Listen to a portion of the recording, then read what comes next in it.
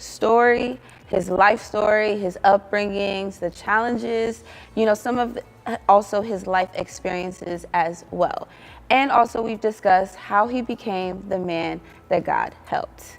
Now, as always, it's our lovely Pastor Tola. Hey, how you doing? And also joining us as well, it's and we're going to go ahead and dive into some audience questions that people have been sending in as of recently to ask PT. So, you ready? Yeah, I'm all ready. All right. Now, PT, when people see you, they see that you have at least a very good relationship with your children, also your grandchildren as well. But, looking back at your story, your relationship with your father was just, a little bit not, as good as it could be. So, given those experiences, what guiding principles influence the way you approach building relationships with your own children? I understood cycles early in life and patterns. People don't pay attention to patterns and cycles. Do you understand? My grandfather had a major problem with my dad, and my dad was the firstborn. So when I looked at that, I said to myself, I'm not going to repeat this cycle. Do you understand? I'm not going to repeat this cycle. Do you understand? So intentionally, I go out of my way to make sure that I smoothen things up, with my sons, my children, and because if you don't do those things intentionally, you just find that the cycle is still operating, Now, second one, I had to pray, because you can't break cycles without prayer. Yeah. Do you understand? So I had to pray, because once I understood that cycle, I had to pray to break that cycle. Do you understand? And then intentionally now, make sure that my relationship with my son is good. It's not like there's no reason for it not to have been messed up, but I quickly, in my own case, resolve it, and move on, because there are some things that if you live for a while and it fetters for a while, it gets worse. Yeah. Do you understand what I'm saying? And I didn't want to get into that situation, So even when I say things, or when my sons do things that I don't like, I tell them, I say, hey guys, don't do that. I don't appreciate that and all that. And God has helped also. They are discerning and they listen. Do you understand? So it helps, to be able to get, to that. My dad was very salty, and I didn't understand why. I still don't, but I had to make sure that I don't turn out like that,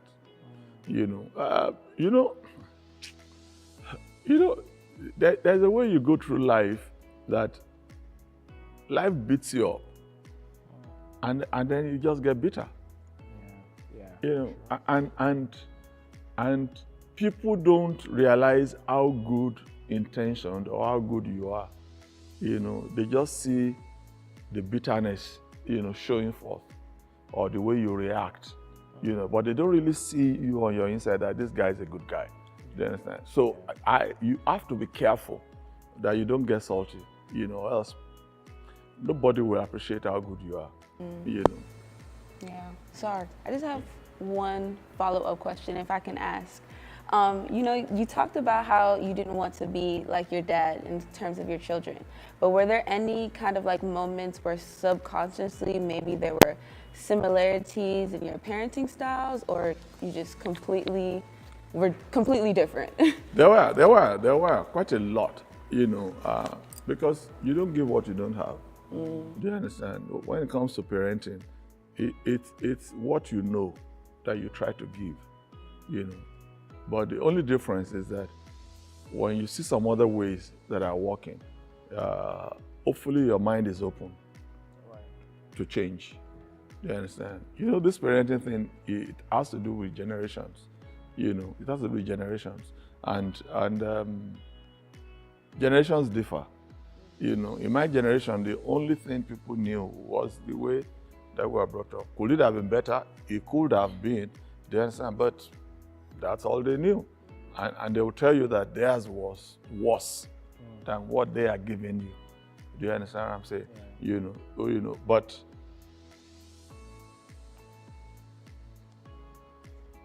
all I wanted was the best, for my children. And I think I made that so obvious in talking about it and in doing things that they saw that, that even if I made mistakes or I did something wrong, they are able to overlook that because they can see through my heart and say, this guy still wants the best for us. Sir, I want to piggyback what you said, and I think for our audience, there's just a lot of issues that people go through, and they don't actually identify that these are cycles that go on in their lives. How should people look at their lives and making sure that they are trying to find cycles, they're trying to find repetitive things that have happened in their past to make sure that they can consciously break those cycles in their lives, not just for them, but for also their future generations? You just have to be discerning, and be more conscious of your surroundings and things happening around you. People go through life like they are just in a hurry. So I believe we have to go through life and be more intentional, and be more introspect. Do you understand? And look at it. That's the way I'm made up. I think a lot. Do you understand? And that has helped me, that even now, if I'm saying to my wife some things, and she say, my God, how did you get there? I knew she's not there yet, so I don't force it. So I keep quiet. Months or years later, she's there and she sees what I was trying to say. I say, I told you. I watch a lot of things, even though I pretend not to be watching. Oh yeah, I'm telling you, I watch a lot of things, I observe a lot of things, but I might do like, I'm not watching. Do you understand? More so if it does not affect me directly one-on-one. I just say, okay, but if this guy is not careful, he's going to have a problem here. Do you understand? If such people ask me, then I can give them advice. But if they don't ask, that's okay. And after a while, we'll get to the bus stop. So. PT, is there any advice that you can give to our viewers about, being intentional in terms of, their walk,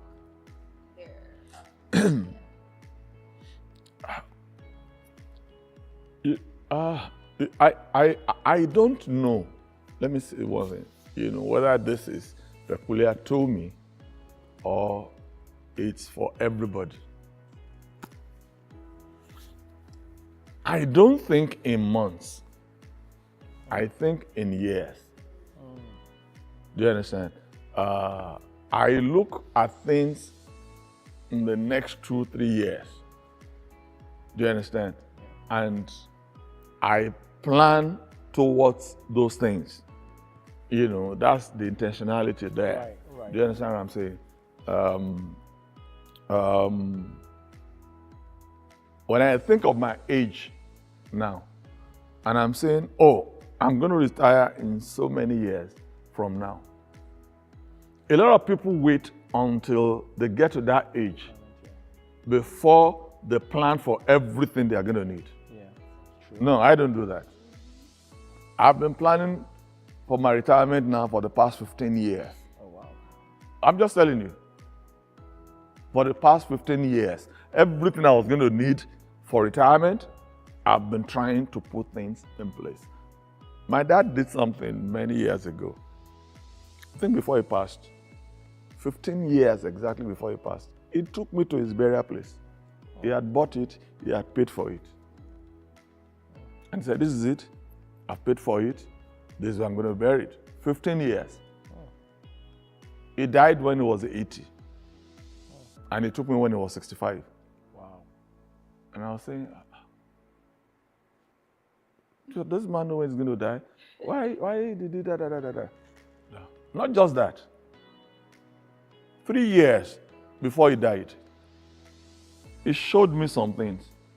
The funeral service program of his funeral. Wow. He had picked the songs, he had picked the this, he had and he went ahead and said, I've paid for the coffin. I've paid for this. Okay. Do you understand what I'm saying? Now, this is my challenge with a lot of people.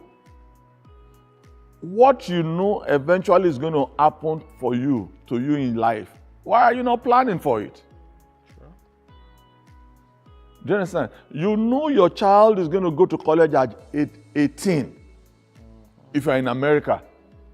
And you are going around as if college is a mirage. 18 years, in 18 years, the girl or the boy is off.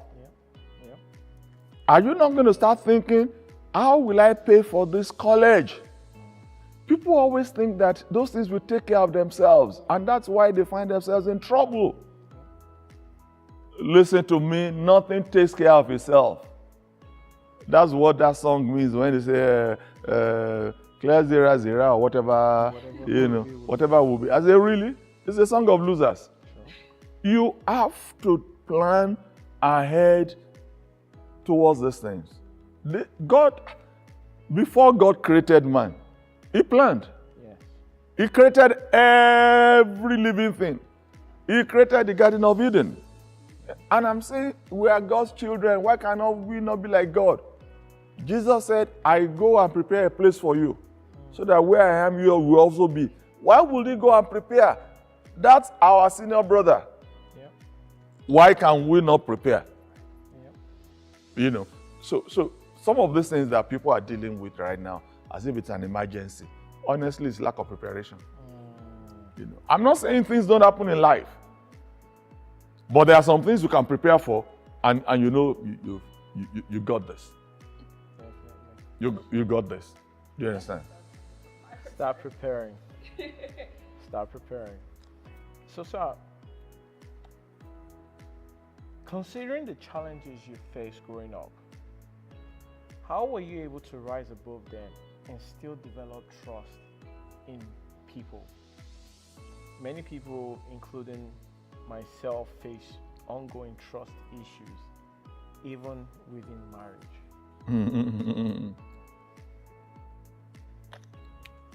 Let me tell you one thing. And I'm going very colloquial right now. Now, my mom says this. She used to say this. I said, if you close your eyes because of bad people, good people will also pass by. True. You understand? In the work that I do, as a pastor, I cannot afford to hold on to grudges or offenses, because this work cannot be done alone. Do you understand? As some people are hurting you, God is sending some more new people, and you have to be more open. Do you understand what I'm saying? You have to be more open to be able to work with them. Do you understand? I don't second guess people like that. Do you understand? I give people equal opportunity. What I mean by that is that equal opportunity for you to mess up yourself or to prove good. So the fact that you messed up with A does not mean that I should close you out because you're going to mess up with me. Do you understand? I'm going to be open to you, and until the day you mess up with me and they say, okay, now you've proved yourself. Do you understand? But I still don't cancel. I don't cancel people. Let me just put it that way. Because whatever you're going to do or become in life, God is going to use people, right, around you to help you. And the colloquial aspect I was also talking about is that in those days, we light fires with firewoods. So when you say a firewood is not good and you pull it out, another firewood is not good, you pull it out. Very soon there will be no more fire. You understand? So you have to. I've worked with people that unbelievably you'll never think they could have been great help towards this ministry that God has called me into. And it's because I've been able to deal also with myself. You know, what I mean by that is to be more accommodating. Do you understand? Because my people say one thing, that if you say a child is a bad child, you know, there's going to be one day in life that that child will be good. Do you understand what I'm saying? And that might be the day you need the child most. You know, so you need to be careful, you know, so that you don't cancel people just because they offended you. Cancel. Very soon you'll be alone. You'll be alone. You'll be alone. And specifically even in marriage, because I think this person might be having trust issues in their marriage. In the marriage thing, honestly, you have to get to a point that you take a lot of things with a pinch of salt. In marriage, you know, a part of our problem is that we lack understanding of each other, you know, as men and as women. Do you understand? Somebody was saying this morning, on my way here, I was listening. He said there are only two things that women remember. Two things. The good that they have done to you and the bad you have done for them. You know, now, I might not endorse it like that, but if you hear that and you let it sink a little bit, then you realize that some of the fights at times you might be fighting over, you just say, it's okay. That maybe that's the way you are made, I don't know, but that's okay. Do you understand what I'm saying? You know, some men fight their wives, you know, over providing, you know, provision in the house, you know. But the way I look at it, honestly, is that if your wife doesn't have a job for 1 year and you carry the whole expenses as a man, I'm telling you, nobody's going to clap for you. When you lose your job for 1 month, your wife will go from Africa to Asia and everywhere to talk about you, that he has not brought any income home. So is that the same woman I'm not going to be fighting over money? So you just have to pray and say, God, help me, so that I don't fall victim of this woman. Do you understand? Help me, God. That's it, oh. And as long as God helps you, you know that area is covered. Right. And that's what I'm saying. That's what I'm saying. This might be a general statement, you know, and some women, you might not like it. Table 5 things down here. 5 goodies. Maybe gold or whatever accessories. And ask your wife, she will pick the most expensive. Oh yeah, definitely. And it's not labeled though. Definitely. She knows. It's not labeled. They will pick the most expensive. Is that the woman you'll be fighting over money? I'm telling you. I already know you. You know. And if you don't know your wife, just watch your daughter now. True. The apple doesn't fall too far from the tree. Yep. Take your daughter out to the mall. See how she will mess up your finances.